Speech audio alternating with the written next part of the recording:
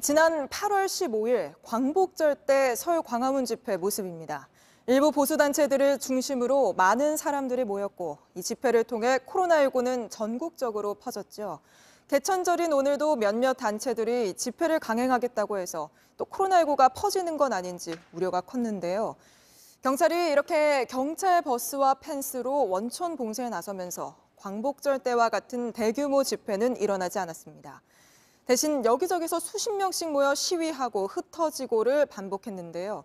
대규모 집회에 대한 시민들 시선이 싸늘한 만큼 그 동력은 많이 떨어진 모습이었습니다. 먼저 이수진 기자가 오늘 광화문 광장 모습을 전해드리겠습니다. 당초 주최 측이 예고했던 광화문 광장. 예정된 시각이 지났지만 사람은 없습니다. 대신 광장은 차벽과 펜스로 둘러싸였습니다. 경찰은 예고한 대로 오전부터 광화문 광장을 막았습니다.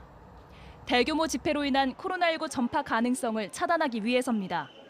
법원은 이미 코로나19 확산 위험성을 들어서 도심 집회를 허락하지 않았습니다. 경찰이 집회를 원천 봉쇄하면서 대규모 충돌이 우려됐지만 일부 실랑이가 벌어졌을 뿐 큰 충돌은 없었습니다. 경찰의 원천 봉쇄에 참석하는 사람도 적었습니다. 1인 시위 등을 예고했던 주최 측도 광장 안으로는 들어오지 못했고 광장 바깥에서 간단한 기자회견만 가졌습니다. 헌법 21조 언론 출판과 집회 결사의 자유를 틀어막아서 국민이 저항할 수 있는 마지막 수단을 모두 무너뜨리려고 하고 있습니다. 경찰은 오늘 아침 일찍부터 도심으로 들어오는 길목을 막았습니다.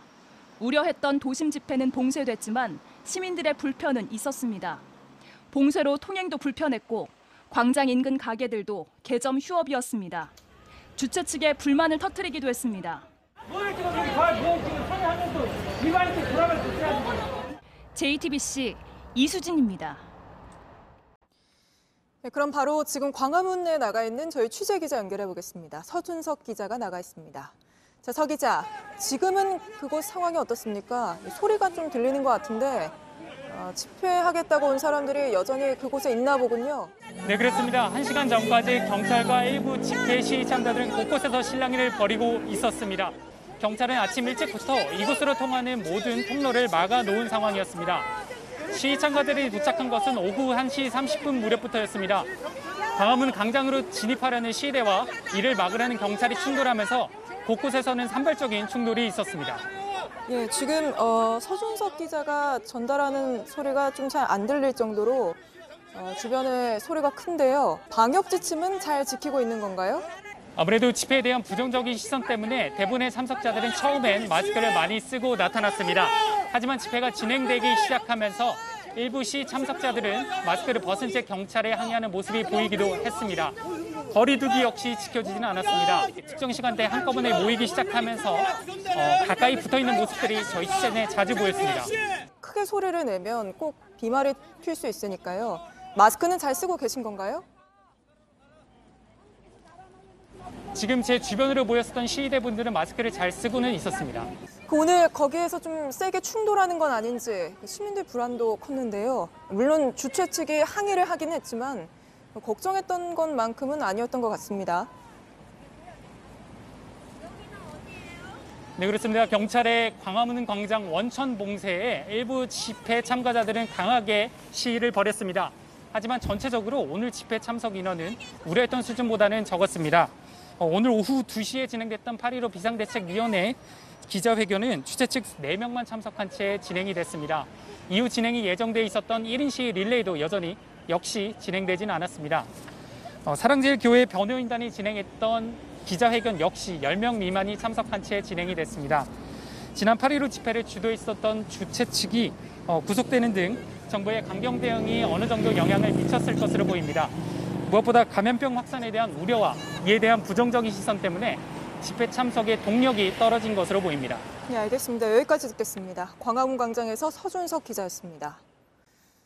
오늘 이 집회를 막느라고 아침 일찍부터 도심 곳곳이 봉쇄됐습니다. 경찰은 한남대교부터 도심으로 들어올 수 있는 모든 도로에 검문소를 세워서 차들을 살폈고 또 광화문에서는 골목길까지 촘촘히 차단했습니다. 이 모습은 공다솜 기자가 담았습니다.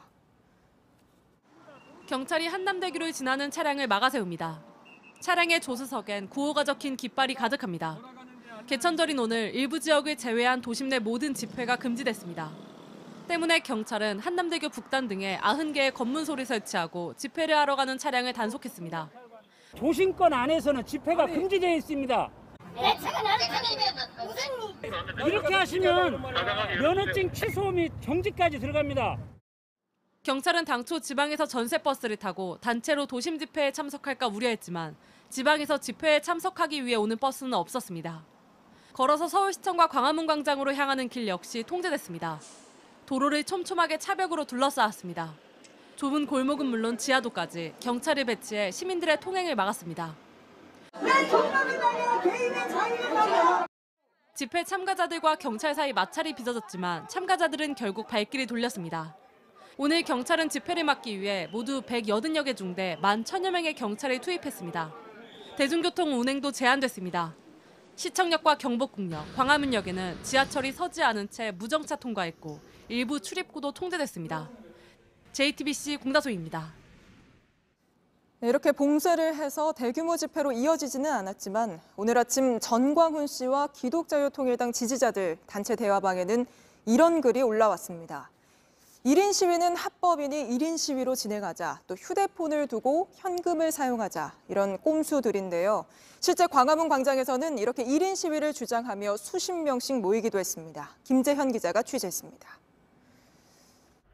한 남성이 혼자 광화문 광장에 들어가려다 경찰에 제지당합니다.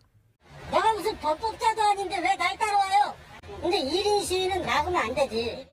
오늘 아침 7시 반쯤 기독자유통일당과 전광훈 씨 등의 이름으로 개설된 단체 대화방에 올라온 영상입니다. 참여자만 900명이 넘는 이 대화방엔 오늘 개천절 집회와 관련된 글이 수시로 올라왔습니다. 1인 시위는 합법이라며 시위 동선을 안내하고 휴대폰을 두고 현금을 사용하라, 3, 4일을 주둔할 각오로 여벌옷까지 챙기라는 지침도 담겼습니다.